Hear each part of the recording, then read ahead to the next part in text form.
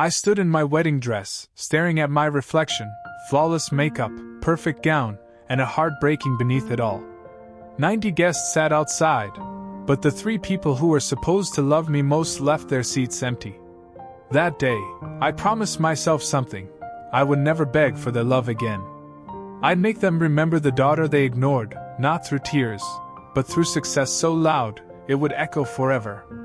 If you've ever been made to feel invisible, by family, by friends, by people who were supposed to care, hit that like button. Because what you're about to hear is one of the most powerful revenge stories ever told. And trust me, by the end, you'll be cheering. I stand in front of the mirror in the bridal suite, my fingers tracing the lace around my neckline. It's perfect, every thread, every crystal, every detail I dreamed of since I was a child. But in that reflection, I see something else. Not joy, not excitement, just an emptiness that makeup can't hide. My phone sits on the vanity, screen glowing. I've checked it 14 times in 20 minutes. Still no message from Mom. Nothing from Dad. Not even a simple, good luck, from my brother. A soft knock breaks the silence. The wedding planner pokes her head in, her smile kind but strained. "It's time," she says softly. Her words should feel magical, but instead, they sound like a sentence. I look toward the window. Outside, under the string lights, 90 guests sit neatly in white chairs. The quartet is playing a soft, romantic melody. And right there in the front row, 3 empty seats stare back at me like accusations. "They're not coming, are they?" I ask quietly. Her smile falters. "There's still time," she says. But we both know it's a lie. I swallow the lump in my throat, grab the bouquet of white roses, and whisper to my reflection. "Let's go." The doors open. 90 heads turn. Cameras flash. Smiles beam. But every step I take down that aisle feels heavier than the last. I can feel their eyes, pitying, curious, whispering behind polite smiles. And then I see him, my fiancé, standing tall at the altar, his gaze filled with nothing but warmth. His expression alone nearly breaks me. For a moment, I almost forget the pain. Almost. When I reach him, he takes my hands gently.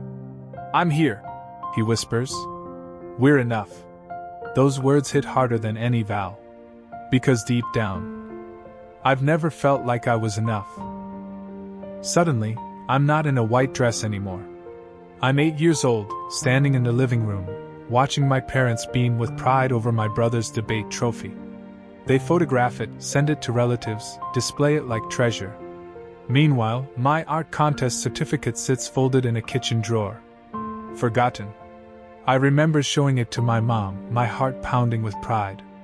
"That's nice, honey," she'd said, barely glancing at it before turning back to stir the soup. My dad had ruffled my hair absently. "Your brother needs more support. He's going places." That was the day I learned to smile through invisibility. Back at the altar, I force my voice steady as I say my vows. Every word feels like an act of defiance, like I'm promising myself something bigger. When the minister finally says, "You may kiss the bride," the crowd erupts in applause. And for the first time, I don't look for my family in the front row.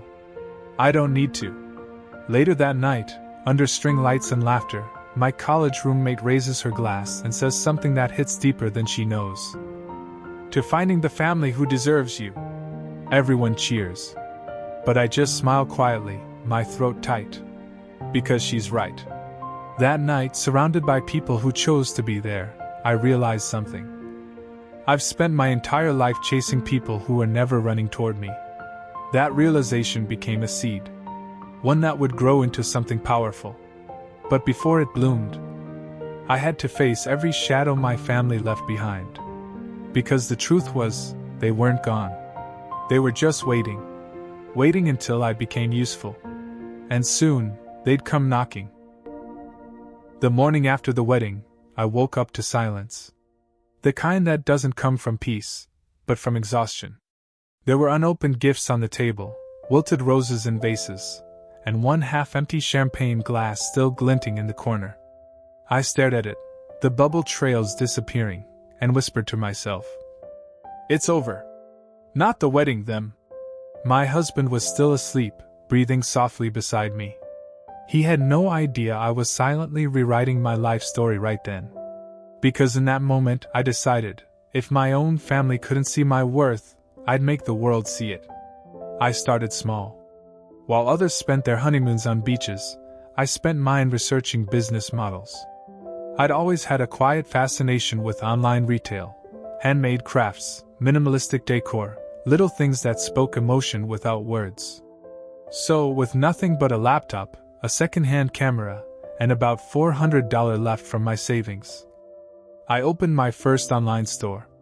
It was called Solara, after the name I used to draw on my old notebooks, dreaming of light when everything around me felt dark.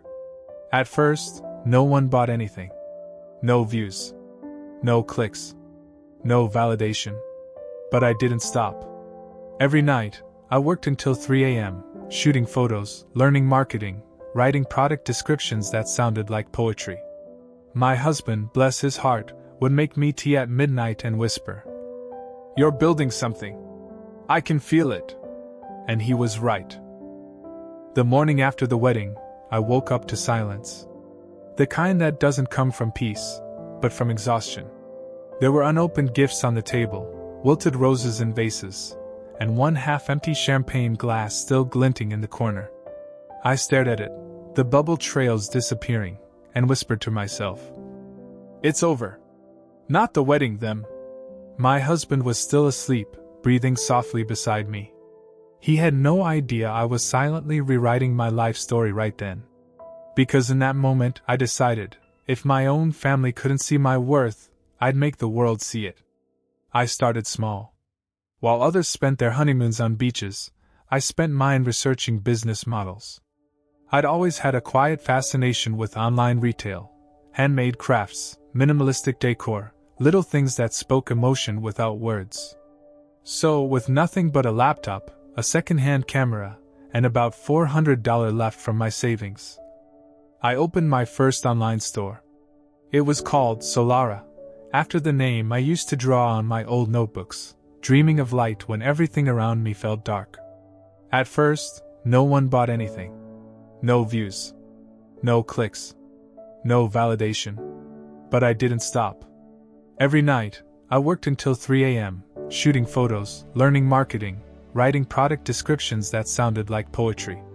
My husband, bless his heart, would make me tea at midnight and whisper, "You're building something. I can feel it." And he was right. 3 months later, one of my handmade lamp designs went viral on Pinterest. Then came the first $1,000 order. Then 10,000. Suddenly, Solara wasn't just a store, it was a movement. Interior designers were tagging it. Bloggers were writing about it. I'd gone from the girl whose parents didn't show up to the young woman building an empire out of heartbreak. But that's when the past started knocking again. It started with a text from my mother. After 2 years of silence. "Mom. Hi, sweetheart. I saw your interview online. So proud of you. Can we talk?" I stared at the message for 5 whole minutes. Not anger. Not joy. Just disbelief. The woman who couldn't even send a wedding card suddenly remembered she had a daughter, once success became convenient. I didn't reply. Not then. Because I knew something, they weren't reaching out for me. They were reaching for what I'd become. 2 weeks later, Dad called. His tone was the same old rehearsed authority. "We're planning to visit you, kiddo. Your mom misses you. It's been too long." I wanted to say you missed my vows. You missed my tears. You missed everything. But instead I just said, "Sure. Come by." My husband looked at me, confused. "You sure you're ready for that?" "No," I said. "But I am ready to be seen." When they arrived, their eyes darted everywhere. The big house. The art. The awards. Everything they once said I'd never achieve. Mom's voice trembled slightly. "You've done well for yourself." "I have," I said, smiling politely. Despite everything. Dad chuckled, awkwardly.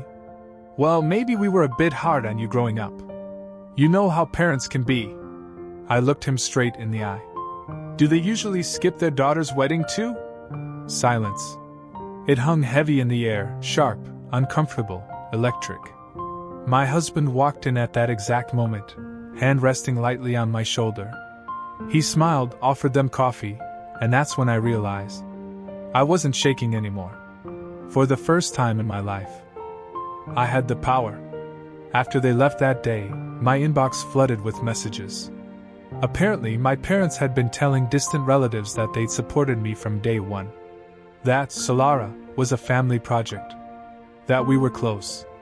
I laughed, not out of bitterness this time, but amusement. They wanted to share my success story, even if they'd never been part of it. And that's when the idea hit me. A revenge not of destruction, but of revelation.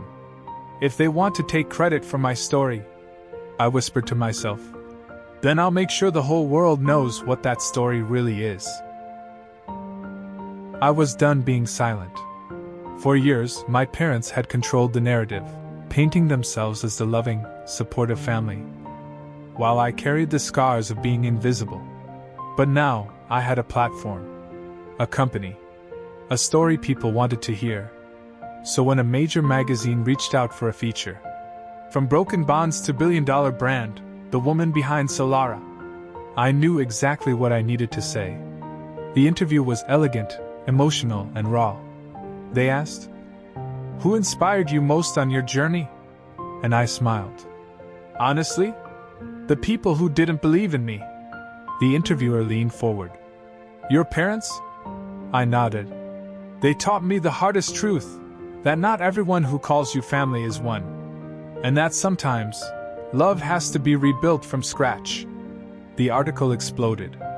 Millions of views in a day. Comments flooded in. She's incredible. This hit too close to home. Parents like hers don't deserve her. My parents? They were furious.